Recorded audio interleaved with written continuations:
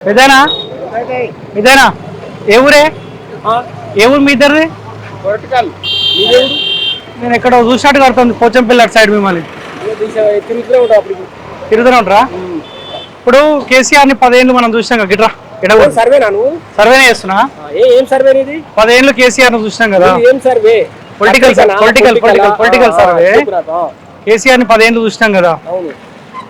కేసీఆర్ పరిపాలన బాగుందా రేవంత్ రెడ్డి పరిపాలన బాగుందా చూడయ్యా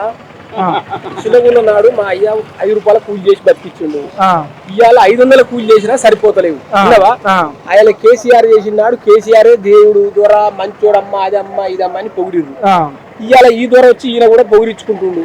ఎవడున్న నాడు ఆయన దెబ్బ కొట్టుకుంటూనే ఉంటాడు ఆయన పని చేసుకుంటాడు ఇప్పుడు ఇక్కడ ఎమ్మెల్యే ఎవరే రాజగోపాల్ రెడ్డి వచ్చిపోతుంటాడా వచ్చిపోతుంటాడు ఈయన సేవా కార్యక్రమాలు నిజమేనా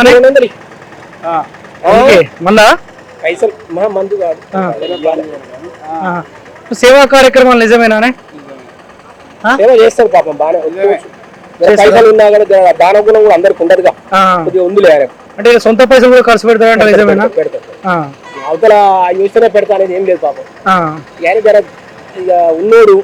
లక్షాధికారి కోట్ల ఆస్కరుడు ఆయన ఏమైతుంది నేను నిన్న మొన్న చూసా 189 మంది సూట్ కేసులు వస్తే వాళ్ళకి ఏమైతే అదే నిన్న మొన్న 189 మంది 10th క్లాస్ స్టూడెంట్స్ కి ఫస్ట్ సెకండ్ థర్డ్ వచ్చిన వాళ్ళకు 15,000 బహుమతులు ఇచ్చిండా నిజమేనా అదే చాలా మంది ఎమ్మెల్యే గెలిచిన తర్వాత హైదరాబాద్ కి పరిమితం అవుతారు ఈయనైతే వస్తుంటాడా మరి వస్తుంటాడా మంత్రి పదవి ఏదో అంటున్నట్ట వస్తారా వాళ్ళ అన్నకు వచ్చిన ఇంకొకటి రెడ్డి పరిపాలన అయింది వాళ్ళ అన్నకి ఇంట్లో ఈయన ఇచ్చి మళ్ళీ ఇస్తారు ఇక ఇప్పుడు సొంత నియోజకవర్గం అయినా ఇక్కడికి ఇదే డిస్టిక్ క్యాబినెట్ ర్యాంక్ ఉండే